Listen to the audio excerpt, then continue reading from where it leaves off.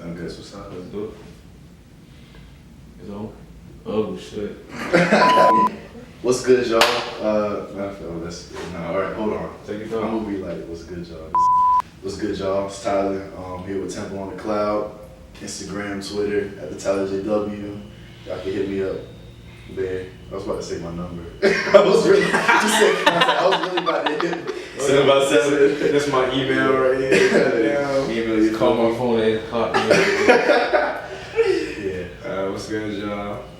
KipCustoms here with Temple on the Cloud as well. Instagram is KipCustoms with a K, 2_. Same thing for Twitter.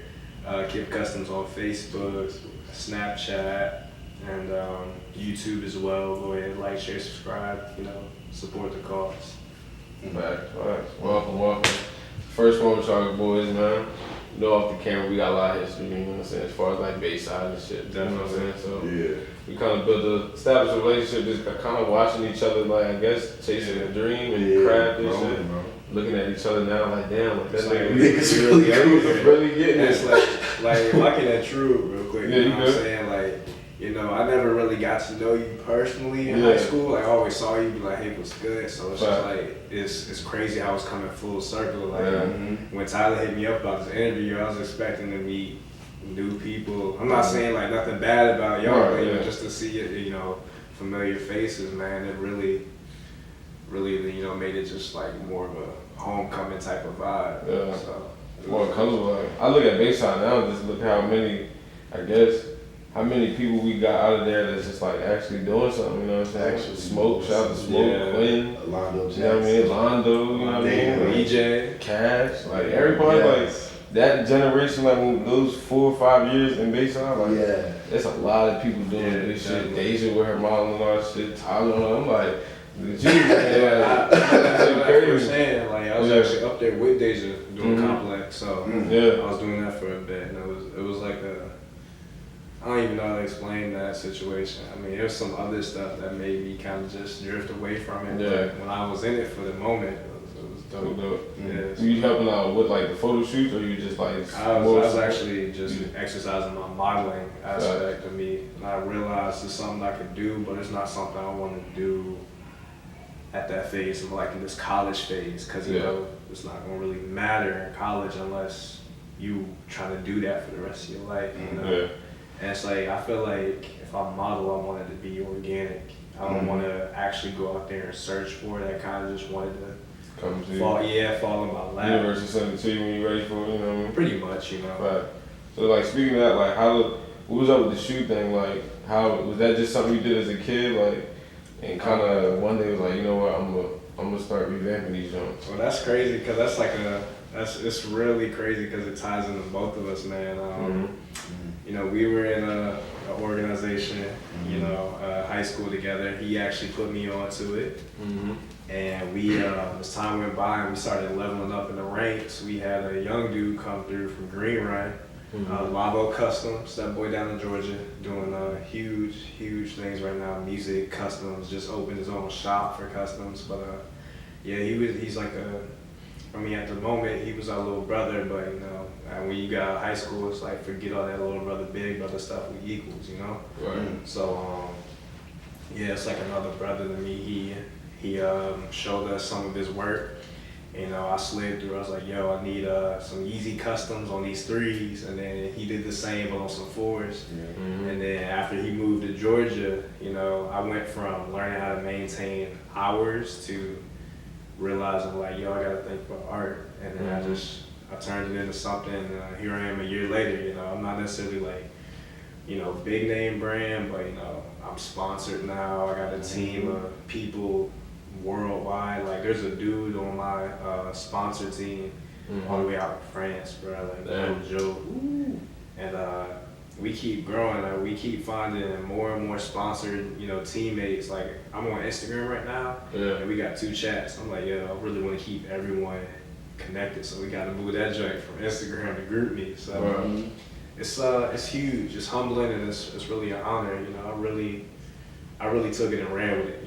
Right. So like, was like the shoes like, or just like y'all art period, like the photo shoot when it comes to shoes and coupling like this whole culture you know, how our culture is like, it's about the shoes, it's about what you look like, it's about how that camera angle look and how that shoe matches with this shirt and that bandana and those glasses. Like, when y'all sit down and really think about those pieces of artwork that y'all put together, like, is it something that you kind of let flow?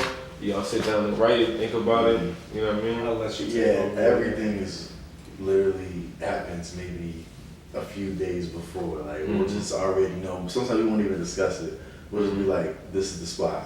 Right. We already know that we kind of on the same wavelength when it comes to stuff and what we want to wear, you know, our image for the shoot or whatever. Right. So that's why a lot of what we wear, like if we both doing the shoot, will look like it kind of coincides with one another. We both have the image, so nothing's really written out. It's just, you just feel it. You kind of feel the spot. You know what looks right there. Right. You know what I'm talking about? It's literally like with me and him, man. It's like as basic and as, you know, it's about to sound. It's like some Goku Vegeta shit. Like, you know, it's just like we go hand in hand. Of course, I mean, I already took it. I took a personality test. I'm damn sure Vegeta, so I take that shit. But yeah, man, like it's crazy how like brotherhood has really grown over the years. You know, I went from two young niggas living across the street from one another to us making our own moves. I'm up in Richmond, he be all over the place. You know, he about to show me the roots in New York here soon in April, and I'm really looking forward to that. Wish it could be sooner, but only time will tell. But yeah, it's just the aesthetic is really organic. We just, you know, we shoot and we build off each other. With the shoes, we went from the shoes to photography to led to like social media blasts, how to fully, properly advertise, market, what platforms to use, how frequent you post, quality of the pictures, who you know, definitely who you know. Definitely. I mean, it's crazy because I remember my dad always saying that when I was younger, and it's like it's just coming full circle. Like I see, like, you know, we can go to school all day, but you know, while we in school, we making these other moves, and literally we managing and making it through because of people we know. Like good example, man. Like I'm home for this semester right now, and I, you know, won't even because I was messing up at VCU. It's just some, you know, financial aspect that had to, you know, I had to come back to the 7.5 and take another route, but I'm growing in ways I never even expected, and this season hasn't even passed yet. Like I'm in the storm and I'm weathering it. Like I'm in the storm, I got my umbrella, so, but I'm chilling, you know. But yeah, I say that because it's like, you know, I'm still trying to keep the school thing going, and you know, I was like, they were like, well, you need to show us an unofficial transcript, try to go to VCU, because they won't go let me access it. Luckily, I'm tight with my advisor, who's also a mentor and the sponsor of my organization back up there, Black Men in Medicine. I was like, hey, is there any way you can access it? He was like, let me talk to my supervisor. Literally, next morning, hey, I just emailed it to you. Like, just like that. Nothing. So it's really about who you know, man. If I didn't meet Tyler, I probably wouldn't have gained some of the confidence and overcame some of the stuff. I'm not even trying to gas you, I'm getting that serious. Just stop. Because that's big bro, man. Like, he really taught me the ropes. He helped me, like when J. Cole was talking to his, you know, his best friend, his brother on 03 Adolescence, that's literally me and Tyler. Right. So he helped me become who I am today. And I know I've, you know, motivated him to do some things, so.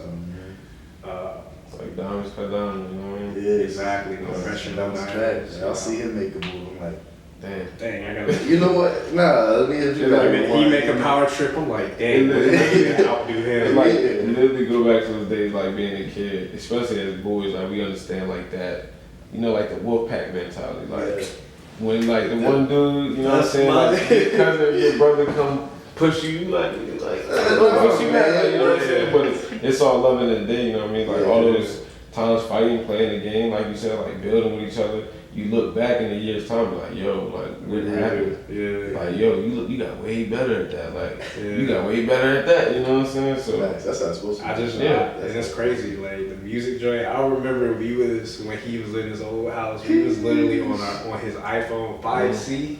Golly, oh man. My God. All right, when I tell you that music, listen. music back in those high school days was the struggle times for me, man.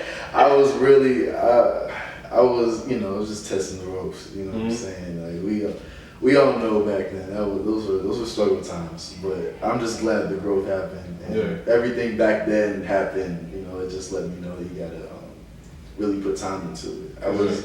Everything was, you know, I won't say rushed, but just like, you know, like off the whim a little bit. Yeah, just. It's a learning curve too, like especially the music thing. Like I feel like with anything, but music like be a good example because it's like you go from this one day like just listening to people make music, listening to your favorite artists, but it's a whole other ball game. Like I definitely grew a big respect for everybody in the entertainment business. Like it's not as simple as just taking a picture.